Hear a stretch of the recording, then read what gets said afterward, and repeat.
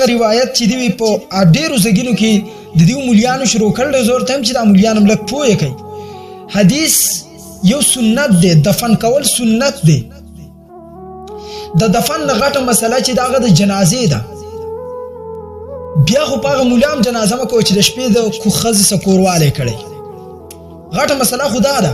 هغه مړی چې لمبي هغه خزو یا هغه سړو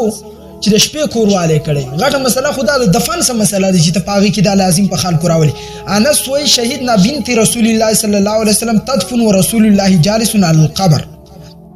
منګه ازیرو د نبی علی السلام د لور دفن کولو او نبی علیہ السلام د قبر په غاړه باندې ناشته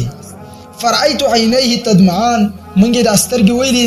د نبی علیہ السلام د سترګو مبارکونه وښ کی روانې وي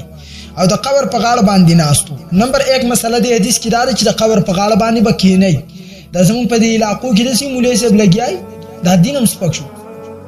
خپل خورلان خاصم قرمیزنه چې د خپل مسجد امام لګیای نو خلک ورته غوږ نګدي او د قبر په غاړه باندې بده سور ښکار شوی ته به د سنوي زید چې د سدي خوښ د نو تیاری ولا وکا په قبر د پاسه مور دیګا یو زګین کې منګو یاره ما بیان نه کاو خو بل مولا بیان کاو د خلکو د صادر د سټینګ تاو کړي یا غور تشپې تسوزل ویل شپې تسوزل د خلکو د دین بیا خوانم نه کې جوړته وي خان پیغمبر علی السلام په خپل د قبر په غاړه ناز فقال ویل هل فيكم من احد لم يقارف الليل پتاسو کې د څوک شته چې هغه د شپې د خپل بیبي سره جما نه کړي لم يقارف الليل د شپې د خپل بیبي سره جما نه کړي آیا د څه کس پتاسو کې شته د نبی عليه الصلاه والسلام وي وقاموس کې د طرف الزم اتاه به وفعل واقترف المرأة جام فقد جاء بالعينين فقيل المراد هنا المراد الاول لم يذنب ذنبا اول د دین مراد دا دی چې لم يذنب ذنبا گناه نه کړي وقيل الثاني لم يجامع امراه والارجح هو المعنى الثاني دویم دار چې شپې د خپل بیبي سره جما نه کړي دا معنی راځي د زکه گناه خور انسان نه کیږي سوا د نبی نه ان عثمان كان جامع بعض جواريه الليله فرز به رسول الله في منه من الترول في القبر حيث لم يعجب والعذر لعثمان انه طال مرض ولم يكن يظن انها تموت عثمان خډيري وینځ هغه د شپې د وینځ سا یا د بل بیبي سره جما کړي وځکه د حضرت ام کلثوم رضی الله تعالی عنها چې وا دا غوا نو د دې بیماری ډېر وګدا و نو عثمان ته صفات وشي دا به وفات کیږي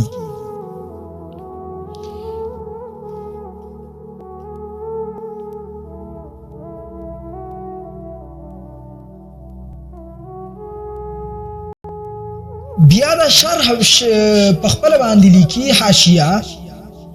چې عثمان ته عذر د دې وجنه قبر ته کوز نشو یعنی دا وجه نه ده چې وسړي د شپې د بیبي سره جما وکړه وس با اغست داغه خور مړه شو به قبر ته نه کوزي او د الله بنده ابو طلحه سو کو چې ور کوزیدو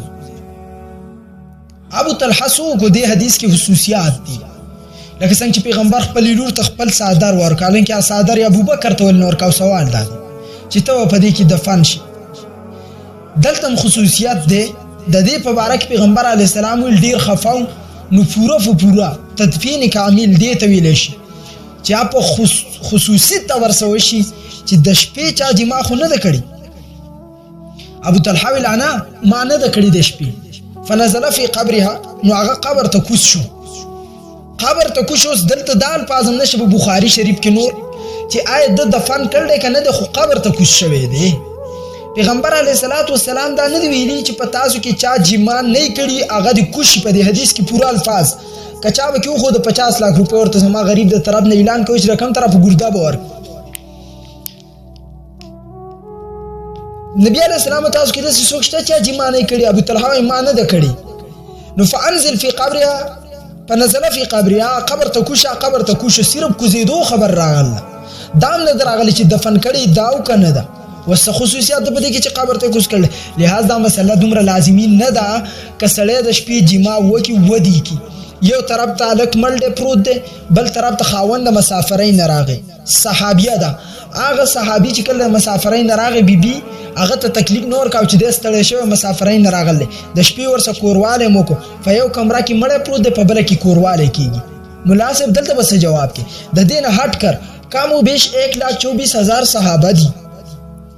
دومره صحابه او بیبیانی به وفات شوي، صحابه وفات شوي دي. آیا پیغمبر هلته دا شرط لګولی چې چا د شپې د بیبي سره جما نه ده کړې د کوشي؟ داسې مسلې مه بیانوه چې د هغې نه په امت کې فساد، انتشار، فرقواریت لویږي. هسې قیصه ورانه ده. سم شه، دومره ستا لپاره کافي ده.